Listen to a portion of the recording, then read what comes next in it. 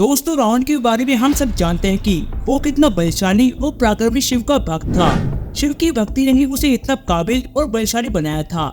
कहते हैं कि उसके पास 9 ग्रह बंदी थे और उसके कहने पर ही वह काम करते थे। रावण की भूलोक से लेकर पाताल लोक तक राज किया और हर जगह अपने नाक पर डंका बजा दिया। जब रावण को लंका मिली तो उसके बाद उसने अपना खुद का साम्राज्य स्थापित किया, जिसमें करीब 72 करोड़ सैनिक थे। अब आप सोचेंगे कि इतने सैनिक लंका में ही रहते थे तो उनका खाना पीना रावण को ही देखना पड़ता था। श्री वाल्मीकि ने अपनी रामायण में इस बात का जिक्र किया है कि रावण की सेना में कोई भी शाकाहारी नहीं था। उसकी सेना में सभी के सभी मांस खाने वाले थे। आपको बता दें कि रावण की महल के कुछ सैनिक महल में बना हुआ खाना नहीं खाते थे। उसका कारण था कि वो मायावी थे और उन्हें खाने में सिर्फ और सिर्फ कच्चा मांस चाहिए होता था। इसलिए वो जंगल में जाकर जंगली जीवों को खाया करते थे। अगर उनके हाथ कोई इंसान लग जाता था तो वो उसे भी खा जाते थे। आपको बता दें कि लंका की प्रजा के साथ ऐसा कई बार होता था कि जब प्रजा अपनी शिकायत लेकर रावण के पास आती थी कि उनमें से किसी का बच्चा खो गया है या फिर उनके बच्चे की लाश मिली है जिसमें बच्चे का आधा शरीर है, यह सारे काम रावण के मायावी सैनिक करते थे। कि उनमें से किसी का बच्चा खो गया है या फिर उनकी बच्ची मिली है जिसमें बच्चे का आधा शरीर है, यह सारे काम रावण की माया के सैनिक करते थे। दोस्तों, हम सब जानते हैं कि रावण एक राक्षस था, लेकिन वो एक ब्राह्मण भी था। इस बात को झुटलाया नहीं जा सकता कि रावण एक मांसाहारी भी था। रावण खाने में मांस मदिरा में सेवन करता था।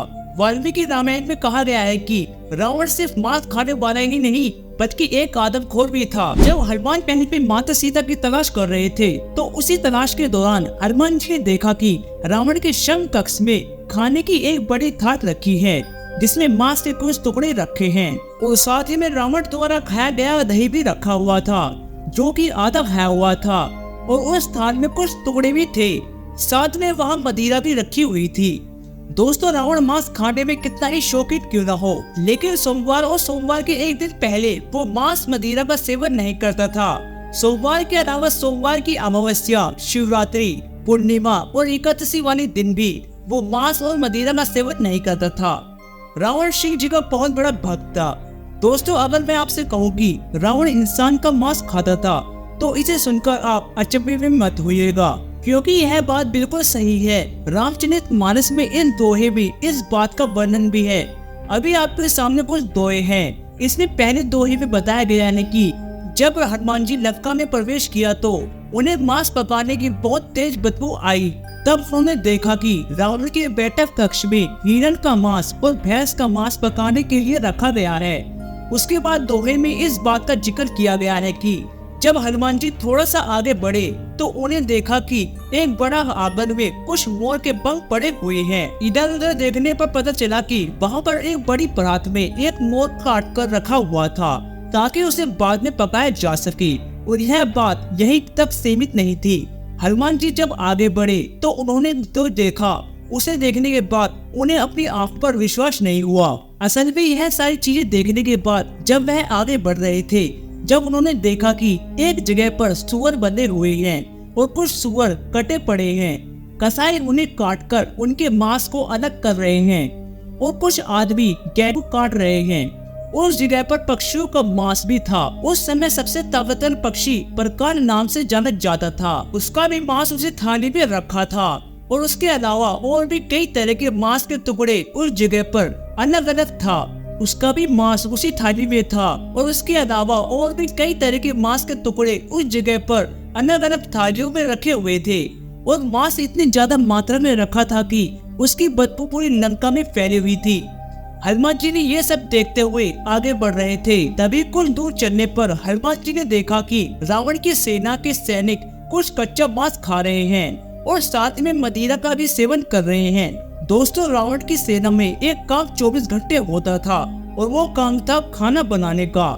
जी हाँ, रावण की महल में जो रसोई थी उसका चूल्हा कभी ठंडा नहीं होता था। रावण कुछ करे या ना करे, लेकिन वह दिन में एक बार रसोई में एक बार जरूर जाता था और देखता था कि रसोई में क्या बन रहा है और वो अपने सभी कैदियों के खान पान का विशेष ख्याल रखता था। भारत के सबसे बड़े इन्वेस्टर राकेश झुनझुनवाला ने साल 2005 में क्राइसिल के 27 करोड़ के शेयर बेचकर मालवा हिल मुंबई में एक फ्लैट खरीदा। वही 2015 में इस फ्लैट की कीमत बढ़कर 27 से 65 करोड़ रुपए पहुंच गई। वही उन्होंने अगले क्राइसिस के शेयर उस वक्त ना बेचे होते तो उनकी कीमत करीब 600 करोड़ रुपए होती। ये है पावर ऑफ राइट इन्वेस्टिंग। इसलिए आपको इन्वेस्टिंग शुरू कर देना चाहिए, जिसके लिए हम लाए हैं बहुत ही शानदार प्लेटफॉर्म जिसका नाम है अपस्टो, जो रतन टाटा जी और टाइगर ग्लोबल यूएस द्वारा समर्थित है। इसमें 1 करोड़ से ज्यादा लोग ट्रेडिंग करके पैसा कमा रहे हैं। यहाँ से आप डिमेट और ट्रेडिंग अकाउंट खोल सकते हैं।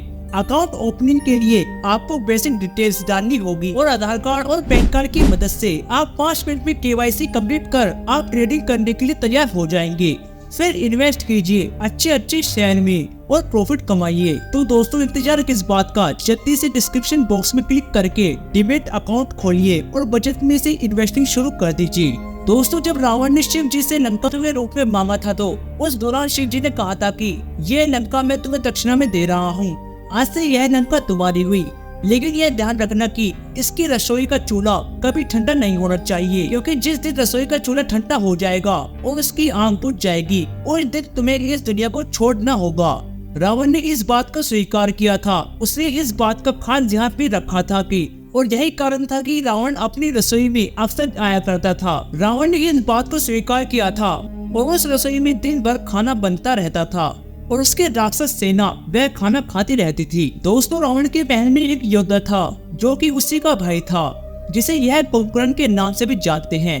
कुंभकर्ण जब उठता था तो जब जितना खाना पूरी लंका खाती थी उतना ही खाना वो अकेला ही खा जाता था। कुंभकर्ण का शरीर इतना बड़ा था कि अगर उसे खाना समय पर नहीं मिलता था तो वो अपने सैनिकों को ही खाना शुरू कर देता था। कुंभकर्ण के उठते ही कुछ सैनिक लंका छोड़कर भाग जाते थे ताकि उसकी जान बची रहे, क्योंकि जब भी वह सोता था तो जब उसे बचाने के लिए 50,000 से लाख सैनिक लगते थे। कुंभकर्ण के उठते ही सैनिक लंका छोड़कर भाग जाते थे ताकि उसकी जान बची रहे, क्योंकि जब भी वह सोता था उसे अपनी जान बचाने के लिए 50,000 से लाख सैनिक लगते थे और उसके उठने से पहले बहुत सारे खाना का इंतजाम किया जाता था और कोशिश यह की जाती थी कि कुंभकर्ण को मदिरा से दूर रखा जाता था, क्योंकि मदिरा के पीने के बाद कुंभकर्ण को संभाला नहीं जा सकता था। नशे में आकर वह पूरी लंका में टाटम मचा देता था। दोस्तों रावण के जितने भी मंत्री और सलाहकार थे उनका खाना उसी से पूछकर बनता था, ताकि योद्धा को उनके हिसाब से पूछकर अलग खाना दिया जाता था। इन सब के सबसे पहले ऊपर मेघनाथ आता था। मेघनाथ में सबसे पहले यह पूछा जाता था कि वह सबसे पहले क्या खाएगा, क्योंकि मेघनाथ रावण का सबसे प्रिय था और एक बड़ा योद्धा भी था। रावण के अनुसार कई देश में एक सतत केतु राजा था। वो धर्म नीति पर चलने वाला पापी और वह बलशाली राजा था। उसके 2 पुत्र थे, एक पुत्र भानु प्रताप और दूसरा पुत्र अभिनंदन। रामायण के अनुसार पिता की मृत्यु के बाद भानु प्रताप ने राजपाट संभाला और अपने राज्य के विस्तार के लिए युद्ध शुरू कर दिए। युद्ध के दौरान उसने कई राजाओं को हराया और उनके राज्य पर कब्जा कर लिया। भानु प्रताप के राज्य में प्रजा बहुत ही खुश थी। एक बार भानु प्रताप वनांचल की दुख में शिकार पर निकला। वहाँ उसे जानवर दिखाई दिया। जानवर का पीछा करते करते वह जंगल में बहुत ही अंदर तक चला गया। वो बैठ गया।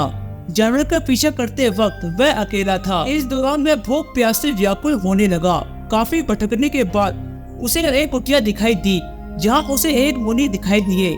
कहा जाता है कि मुनि कोई और नहीं बल्कि भानु प्रताप का हराया हुआ एक राजा था। उस मुनि को भानु प्रताप तो नहीं पहचान सका, लेकिन मुनि ने उसे पहचान लिया। भानु प्रताप से मुनि ने एक रात के लिए शरण मांगी। मुनि की बातों से भानु प्रताप काफी प्रभावित हुए। तभी दोनों ने वार्तालाप करने लगे। उसके बाद मुनि ने भानु प्रताप से विजय होने का उपाय पूछा। भानु प्रताप के सवाल के बाद मुनि के पास यही मौका था कि युद्ध में मेरी हार का बदला लेने का। मुनि ने राजा से कहा कि वो हजारों ब्राह्मणों को भोजन कराए और तो विश्व विजयी बन जाएगा। इसके साथ ही मुनि ने कहा कि मैं भोजन बनाऊंगा और तुम परोसोगे। उसके बाद मुनि ने कहा तो ऐसा हुआ तो तुम्हें दुनिया में कोई भी तुम्हें हरा नहीं सकता। इसके अलावा भानु प्रताप शांत हो गए और अगले दिन वहाँ से चले गए।